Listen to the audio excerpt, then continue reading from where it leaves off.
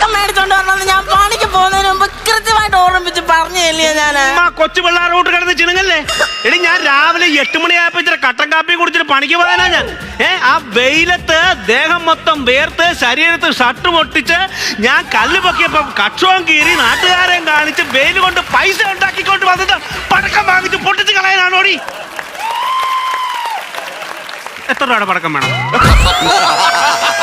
അപ്പുറത്തെ ശരണ്യെ പൊട്ടിക്കുന്നതിനെക്കാട്ടി കൂടുതൽ വേണം. പിന്നെ വേറൊരു കാര്യം, നിന്നോട് കാര്യം ഞാൻ പറഞ്ഞേക്കുവാ, ഈ അപ്പുറത്തും ഇപ്പുറത്തുള്ള പെണ്ണുങ്ങൾ തുള്ളുന്നതിനനുസരിച്ച് തുള്ളരുത് കേട്ടോ. അവളുമാരങ്ങനെ പലതും അവിടെ ചെയ്യും, അതനുസരിച്ച് നീ തുള്ളരുത്.